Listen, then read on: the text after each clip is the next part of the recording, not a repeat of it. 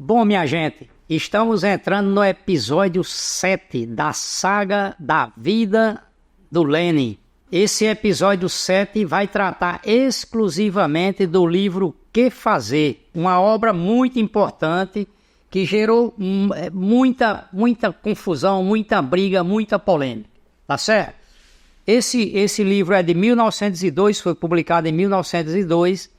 Lenin está com 32 anos e aí ele já tinha se convertido num dos principais dirigentes do partido. O Lenin está com 9 anos no partido, certo? E aqui é importante a gente fazer digamos, transitoriamente o percurso que o Lenin fez nesses 3 anos, tá? Para ver, estudar, entender o método de trabalho dele. A primeira coisa que ele fez foi o seguinte, ele estudou, os primeiros anos ele estudou a formação socioeconômica da Rússia, ou seja, desde as classes sociais, os fundamentos da economia, os camponeses, os trabalhadores, toda a indústria, o comércio do país, estudou a fundo a formação socioeconômica do país. Daí, ele foi para um segundo elemento que foi estudar as classes sociais, certo? Então, o proletariado, o campesinato, a burguesia, a nobreza, etc. Daí, para isso, ele estudou para saber quem eram os amigos e os inimigos da Revolução.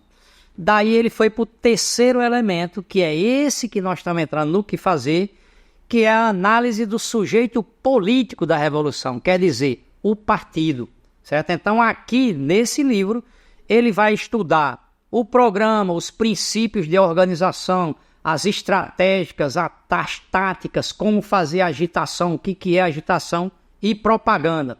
Ou seja, ele vai estudar nesse livro aqui as diversas formas de que o partido entre em contato com a classe trabalhadora, ok? Então esse é o objetivo desse episódio que nós estamos entrando agora, que é o livro exclusivo sobre o livro O Que Fazer.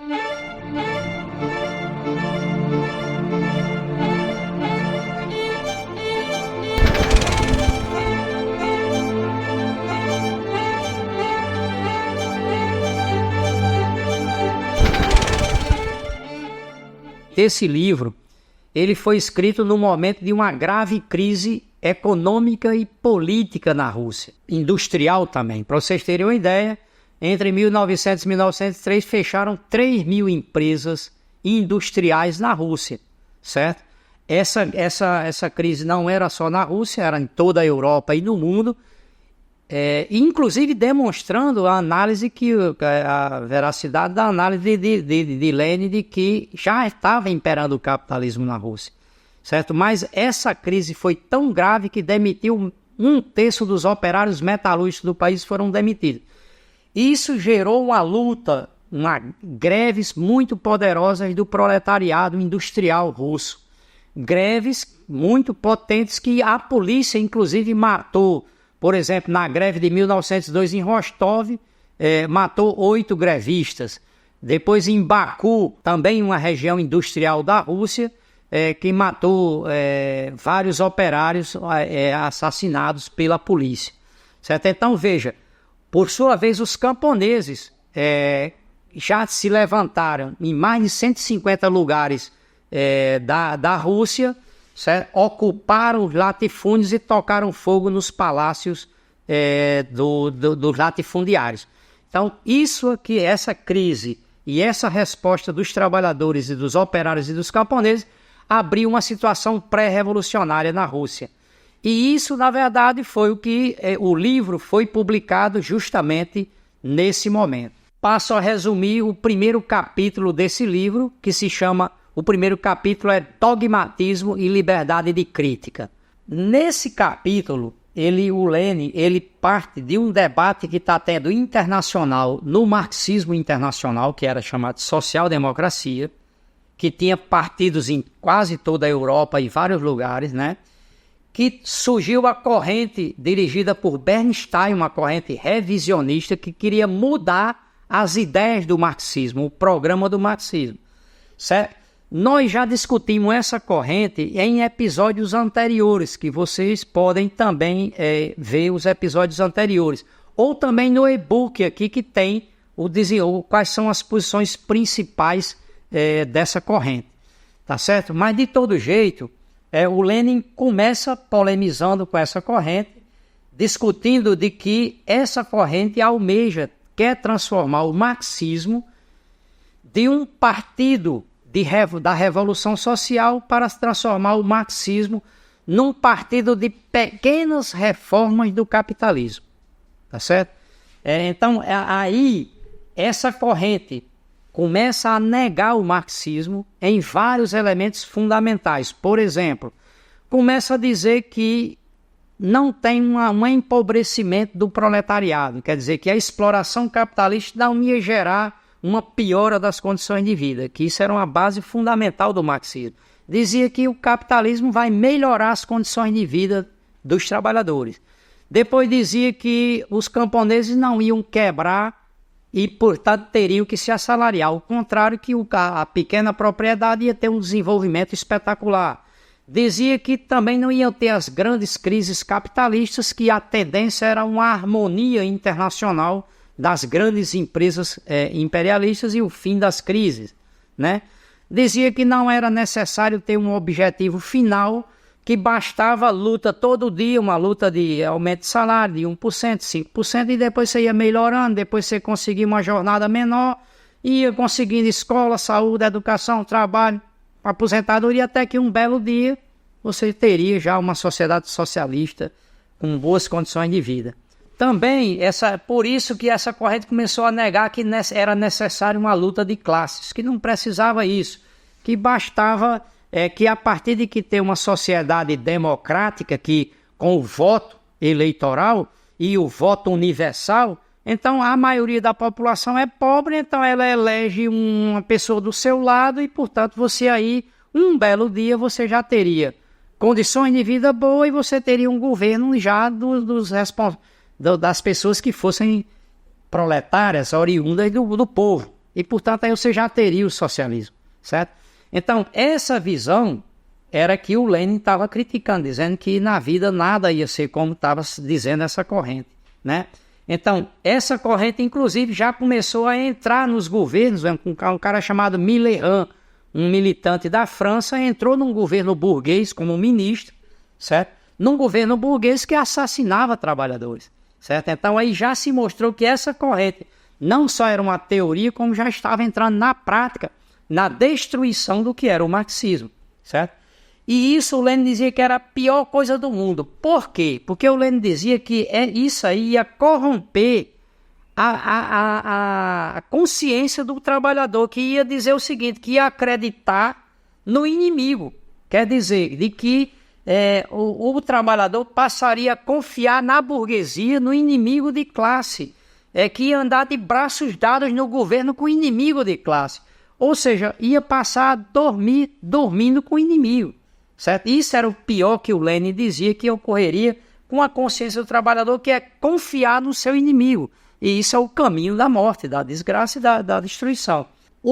Na Rússia, a corrente economicista era a corrente que seguia o Bernstein. E essa corrente economicista, ela dizia o seguinte: aos operários cabe trabalhar e lutar por melhoria das condições de vida e de trabalho e de salário, e a política cabe à burguesia, cabe aos intelectuais, a política cabe a outros que não o proletariado, certo? Então, essa corrente, ela mudava essencialmente o que era o marxismo. A partir dessa polêmica que o Lenin começa a discutir qual é o tipo de partido que deve ser o partido marxista revolucionário, tá certo? Então, ele começa já recuperando uma questão do Engels, que ele diz o seguinte, que a luta do trabalhador não deve se resumir apenas à luta econômica ou só à luta política, que o Partido Marxista Revolucionário deve ter também outra luta, que é a luta teórica, certo? Então ele dizia, o Partido Marxista Revolucionário reúne essas três formas de luta, que é a luta econômica, a luta por reformas, por melhorias, a luta política, que é a luta pela direção da sociedade, por tomar o poder de Estado, para derrubar o Estado capitalista, e a luta teórica, que é a luta ideológica, é a luta científica, é a luta que dê explicação de por que essa sociedade funciona assim. Quer dizer, então, o partido ele funciona com esses 3 elementos, e não só com a luta econômica, não só também com a luta política, nem só com a luta teórica, mas a junção dessas 3 lutas é que forma a base do Partido Marxista Revolucionário. Então, esse é o primeiro capítulo que trabalha o Lenin nesse livro. O segundo capítulo é uma polêmica infernal entre a discussão que é o seguinte: é a consciência espontânea da classe trabalhadora, quer dizer, a consciência que já existe hoje, existe entre o trabalhador no dia de hoje, quando entra numa luta, quando entra numa greve, com a consciência socialista. Como é que o trabalhador, nessa sociedade capitalista, ele transita de uma consciência dessa espontânea, que é essa revolta que ele tem já dentro de si mesmo, para chegar nessa ideia da necessidade de transformar a sociedade. Todo o debate era como casa essas 2 consciências, certo? Os economicistas eram uma corrente que começou com jovens estudantes, que entraram nas greves para ajudar os operários a fazer as greves. Porque jovens? Porque os antigos militantes foram desterrados para a Sibéria. Então esses jovens operários entraram nas greves, já havia greve de 30 mil operários, eles acharam aquilo ali o máximo. Então eles já começaram a dizer o seguinte: esse negócio de lutar por uma revolução, isso aí está muito longe do alcance nosso. A gente tem que se concentrar aqui e isso aqui já é tudo. Então eles começaram a dizer o seguinte, de que a luta não era para transformar a sociedade, senão que era para, abre aspas, conseguir um aumento de 1 centavo por rublo, estava mais próximo e valia mais que todo o socialismo e toda a política, fecha aspas. Veja só, eles concluíram que só precisava ter a greve conquistava uma melhoria e ali pronto, parava por ali, não precisava de mais nada. Aí já ia chegar, ou já ia... E a luta para a revolução era outras classes, outros setores que tinham que fazer, certo? O proletariado, no máximo, que poderia fazer era levar uma exigência do governo, uma reivindicação de alguma lei que favorecesse ao trabalhador, por exemplo, jornada de 8 horas. Mas nada de uma luta revolucionária para transformar a sociedade. Bom, essa era a posição desses jovens que começaram a dirigir o partido, certo? Então, o que o Lenin dizia é que o seguinte, que essa ideia era uma ideia que não tem mais a ver com o marxismo, que subordinava o marxismo, transformava a ideia socialista e subjugava para uma ideia capitalista, certo? Porque para o capitalista não tem nenhum problema ter greve, ele sabe que vai ter greve direto. Só que ele, de acordo com a força da greve, ele concede um aumento de salário ali e ele retira com a inflação no dia seguinte, ou demitindo o trabalhador, certo? Então, aquela conquista depois é tirada pelo patrão porque ele domina a sociedade. O Lenin dizia que essa luta era muito importante, certo? Mas ela não poderia parar aí, certo? Justamente que ela tinha que ser um ponto de apoio para ir para uma consciência socialista. O que é a consciência socialista? É a consciência da necessidade de transformar a sociedade, de saber que o patrão, todos os patrões, não só o seu patrão, são inimigos de classe e que tem que uma incompatibilidade de um interesse com o outro e a necessidade de uma revolução violenta para transformar o sistema, para ir para o socialismo. Essa é a consciência socialista, a consciência de classe, certo? Então, o Lenin dizia o seguinte, de que o objetivo do partido era ligar, unir, partir dessa luta econômica, dessa consciência embrionária, dessa consciência inicial, dessa consciência espontânea das greves para uma consciência socialista, certo? E que o papel do partido era ajudar a classe trabalhadora a transitar e chegar na necessidade de transformar a sociedade. Porque sem essa transformação, tudo que for conquistado vai se voltar contra o trabalhador mais cedo ou mais tarde, porque a burguesia é a única que sai ganhando tudo nessa sociedade. Bom, então o Lenin concluiu dessa discussão que a principal tarefa do militante do partido, no movimento, é desenvolver a consciência de classe dos trabalhadores nas lutas, no movimento. Ele concluiu o seguinte, de que esse pensamento espontâneo com a necessidade de uma revolução são duas coisas diferentes, certo? E que o partido era o único que podia casar essas duas coisas. Por quê? Ele diz o seguinte, que o movimento espontâneo tinha que casar com a ciência, que a ciência seria o quê? O marxismo. Porque o marxismo, para dizer que tem que ter uma revolução que transforme, que vá para o socialismo, foi toda uma ciência. Ele analisou a economia política, ele analisou a filosofia alemã, ele analisou o socialismo francês, juntou toda essa experiência da humanidade que tinha e transformou no marxismo. E o marxismo concluiu na necessidade de uma revolução socialista dirigida pelo proletariado. Então, veja, essa ciência que está consubstanciada no partido tinha que casar com essa consciência espontânea e ir para uma revolução. Então, o papel do partido é o quê? É unir a ciência com essa consciência inicial e transformar numa consciência socialista. Tá certo? Então, o Lenin está elaborando as formas de levar a classe trabalhadora para uma revolução. E, para isso, ele conclui que o partido é uma peça central para esse movimento. Ele cita o Kautsky. Kautsky era o principal ideólogo da Segunda Internacional, dos partidos marxistas desse tempo. O Kautsky diz assim que essa consciência socialista ela é introduzida de fora do movimento, da luta de classes, e introduzida por intelectuais, certo? Bom, isso tem uma certa razão, certo? Porque ela é introduzida no movimento, mas o Lenin faz duas emendas aí.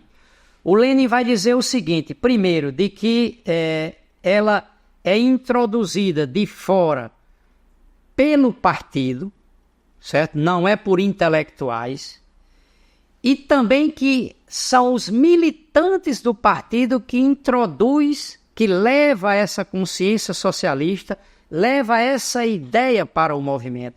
E esses militantes do partido podem ser e devem ser, segundo Lenin, operários oriundos do próprio meio proletário, trabalhadores comuns que dentro do partido adquirem esse conhecimento científico, porque o partido ele pega essa ciência e transforma em programa, em propostas, trabalha na agitação, em tudo, o partido traduz para uma linguagem política essa ciência e os trabalhadores, os militantes, aprendem isso no próprio partido e levam para o movimento, onde também vão aprender e vão ensinar. Então, essa é das duas emendas que o Lenin faz ao Kautsky, que é muito importante. Nós vamos ver na parte 2 na parte das polêmicas, e essas emendas do Lenin têm muita importância. Então, vocês notem que esse é um tema importantíssimo que o Lenin vai ter para todo o partido que ele vai ter. A partir daí é que ele diz o seguinte, que um dos objetivos centrais do partido é ganhar operários para o partido e transformar esses operários em intelectuais operários. Não intelectuais operários que fossem para a universidade, mas que esses operários aprendessem a ciência do seu tempo para levar para a sua classe de forma entendível, para que esses operários se transformem em dirigentes revolucionários da sua classe.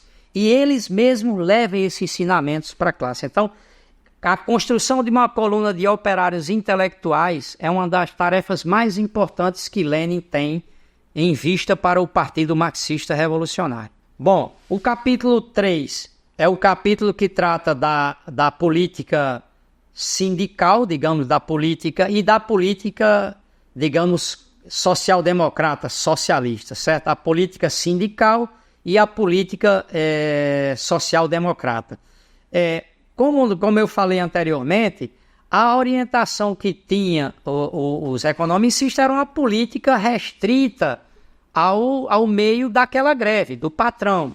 Então, era aumento de salário, melhor condição de trabalho, na melhor hipótese exigir uma jornada do governo, etc., com uma baixa assinada, etc. Mas isso era, ele restringia uma política que era uma política sindical, uma política que não alcançava toda a sociedade, estava restrita a esse momento dessa greve e depois se perdia, certo? E o Lenin dizia que não, a política socialista do partido é diferente dessa, porque a política socialista pode ser, por exemplo, os acontecimentos de uma greve, como, por exemplo, o assassinato de 8 operários, como eu falei no início aqui, que teve aí na Rússia. A partir desse fato, levar para toda a sociedade e mostrar que o capitalismo mata, certo? E isso era uma coisa que poderia se levar e deveria se levar, que ultrapassaria as fronteiras dessa greve na fábrica ou no local, ou dessa categoria, entende? Ou também o Lenin podia dizer o seguinte, por exemplo, a questão do campesinato que estava incendiando os palácios dos latifundiários, por exemplo, isso também tinha que ser parte da política, da agitação e da propaganda do partido, da política socialista. A explicação do que estava ocorrendo. Por que os camponeses estavam tocando fogo nos palácios dos latifundiários? Isso não tem nada a ver com a greve operária, com a melhoria do salário, mas é muito importante para quê?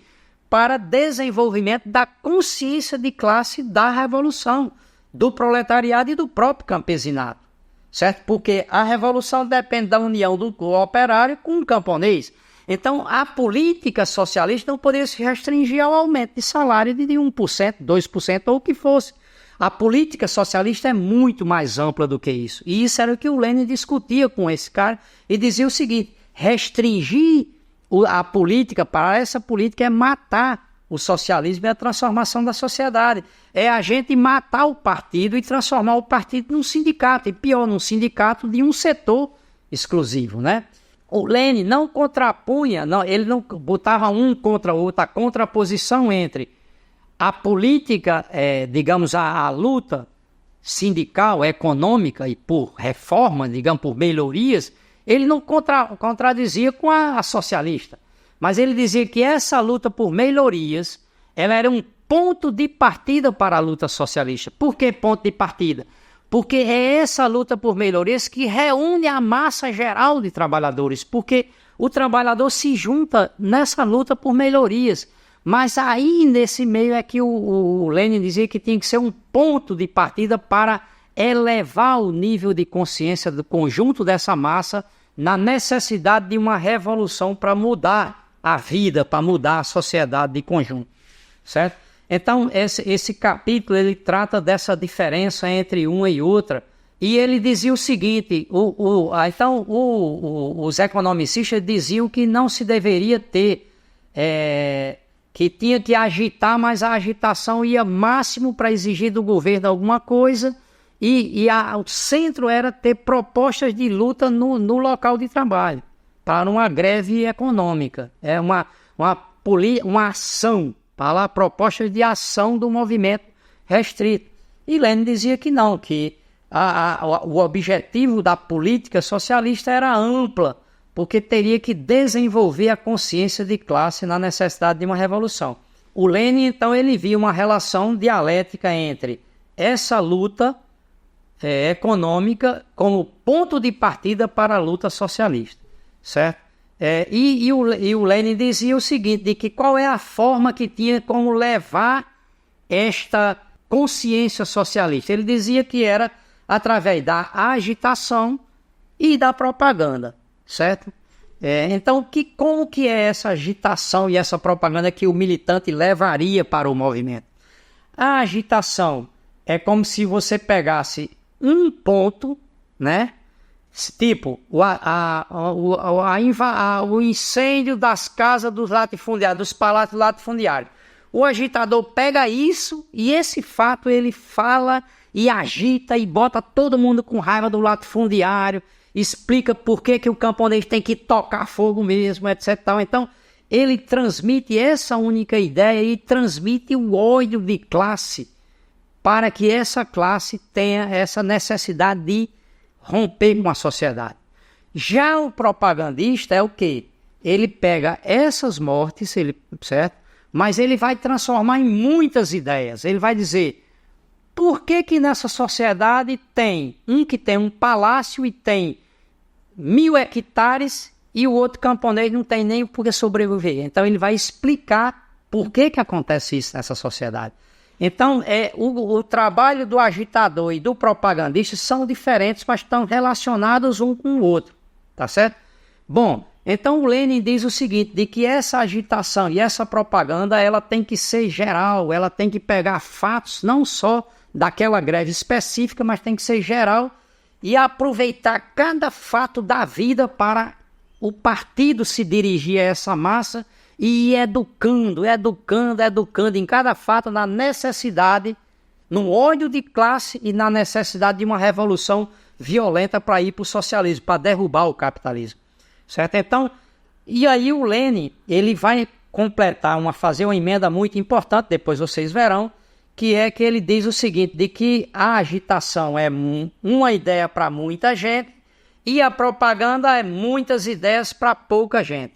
Ele vai fazer uma emenda que essa pouca gente não é pouca gente. Ele diz que a propaganda pode ser feita para muita gente, mas que ainda que não tanta gente entenda o que vai ser dito, mas que não... E principalmente agora que você está no tempo de internet, você pode fazer propaganda para 1000 pessoas, para 2000 pessoas, ou seja, você já não tem mais as redes sociais já não delimitam, digamos, um auditório que você vai dizer. De todo jeito, você pode fazer um curso para 1.500 pessoas e não é pouca gente, 1.500 pessoas.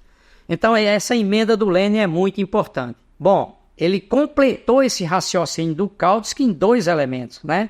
Aquele que era introduzido de fora, ele diz que é introduzido de fora, mas é pelo partido e pelos militantes que são oriundos do próprio meio, né, operário, né, e que esses operários se formam como intelectuais e levam para o movimento que ele aprendeu, e também de que essa agitação e que a agitação e essa propaganda é mais ampla, digamos, partindo do país inteiro. Tudo isso o Lenin está trabalhando com a ideia de um partido vivo, que está participando das lutas com um objetivo revolucionário. Então a obsessão dele é a revolução, como que o proletariado é vitorioso na revolução, certo? Então, e ele está tratando aqui de preparar digamos, o sujeito político, o partido que pode garantir isso. E justamente ele diz que o partido é o que pode levar essa política socialista para o movimento. Para o outro capítulo ele diz o seguinte, aí já entrando no tipo de organização, o Lenin diz o seguinte, de que o que prevalecia ali eram os métodos artesanais, que a gente já viu em episódios anteriores, onde você tinha centenas de grupos dispersos por toda a Rússia que não tinha conexão um com o outro. E que eles duravam 6 meses, porque a polícia descobriu os líderes e prendia e exilava ou desterrava os líderes. Então, o Lenin dizia, isso é uma tristeza o que está acontecendo. Então, ele começou a desenhar um tipo de partido, uma estrutura de partido que pudesse dirigir essa revolução e, ao mesmo, enfrentar com eficácia essa polícia política daí, né? Então, ele diz o seguinte... A estrutura de qualquer partido está determinada de modo inevitável pelo que quer esse partido, pela atividade desse partido. Isso é muito importante. Traduzindo, o que é que ele está dizendo? Ele está dizendo o seguinte, se você for fazer um partido, se você quer uma revolução, o partido que você vai construir depende desse objetivo revolucionário. Então você vai reunir pessoas que estão dedicadas a essa revolução, pessoas combativas e de luta que querem a revolução, pessoas que vão estar no meio social de luta de trabalhadores para fazer a revolução, etc, etc. Se você quer um partido para eleger 100 parlamentares, você vai ter outra estrutura. Não precisa ser um partido combativo com pessoas que se dedicam todos os dias. Você arruma uma pessoa simpática, mete na rede social, aí uma pessoa que vai bombar e vai ter não sei quantos cliques, e de repente pode ser que se converta num deputado, certo? Então, não é se você quer uma organização para ter voto, você não necessita de militante, você precisa de um militante que vai de 4 em 4 anos aqui no Brasil, vai numa convenção e escolhe os melhores candidatos para se elegerem parlamentares e ir para o Parlamento Nacional. Só que isso não é garantia de que esse partido, esses parlamentares vão dirigir uma revolução. Em geral, acontece o contrário. Tá certo? Então, o Lenin, então, ele diz o seguinte, de que não se pode confundir organizações, você tem de acordo com o objetivo. Então ele dizia, confundir uma organização sindical com uma organização política, com o Partido Revolucionário é gravíssimo. Por quê? Ele dizia, o sindicato ele tem que ser profissional, só ter as pessoas daquela categoria, ele tem que ser o mais amplo possível, pessoa de todas as religiões, de todos os credos, etc, etc. Não pode restringir, certo? Quanto mais amplo, melhor. Certo? Já o Partido Revolucionário, ele tem que ser mais restrito, porque ele tem que ter as pessoas que concordam com o programa da Revolução, as pessoas que querem dedicar uma parte da vida para a Revolução, então ele já é mais restrito, tá certo? Então, e ele também tem que ter uma atuação que não pode ser totalmente aberta, porque se for totalmente aberta, no outro dia estavam presos os dirigentes e as pessoas que dirigem o partido, ou mesmo os militantes, iam ser todos presos pelo próprio poder czarista, pela polícia política czarista, tá certo? Então, ele é um tipo de organização diferente. Se você misturar alhos com bugalho, não vai dar certo. Primeiro, você vai restringir o sindicato e depois você vai ampliar demais o partido que é revolucionário, que não deveria ser tão amplo. E você vai restringir o sindicato só a quem é filiado ao partido, o que é um crime. Certo? Então, o Lenin era muito importante não confundir essas organizações. Tá? E depois ele vai dizer que é muito importante a construção de quadros revolucionários operários, como eu falei anteriormente, a formação de um dirigente revolucionário com essa visão científica da sociedade leva anos e anos, e ele tinha uma orientação de chamar os operários para entrar no partido, para se formar como dirigentes revolucionários do próprio partido. Certo? Então ele pensava em formar dirigentes revolucionários oriundos do proletariado e do povo pobre para dirigir a classe trabalhadora numa revolução violenta. O quinto e último capítulo, ele diz tudo isso que eu estou almejando aqui é possível de ser feito a partir da criação de um jornal que unifique todos esses militantes na Rússia de conjunto, que unifique com um programa, que unifique com uma organização, que unifique com os exemplos de agitação e de propaganda, ou seja, que dê uma liga, uma união teórica, política, programática e prática para todos esses militantes que estão dispersos. E ele dizia que o jornal poderia ser um agitador coletivo, um organizador coletivo e um propagandista coletivo. Quer dizer, essa era a ideia que o Lenin tinha do jornal Iskra, que foi montado nesse período e que ele era um dos redatores, certo? E ele dizia que o jornal, a pessoa não entendia, mas isso não é tão radical, você ter um jornal. Não é mais radical uma pessoa que está atirando na guerrilha ou está jogando bomba contra o czar. Ele dizia, não, isso é um engano. Por quê? Porque formar esse jornal com um intuito revolucionário, toda a classe vai ter um entendimento, vai ser ganho para a consciência socialista, e nós vamos chegar numa revolução em que a classe trabalhadora vai dirigir essa revolução e vai fazer essa revolução. Então vai ser muito mais forte, certo? Ele dizia, o jornal então é o fio condutor dessa vanguarda revolucionária que vai dirigir essa insurreição, certo? Então assim ele via o Iskra, né?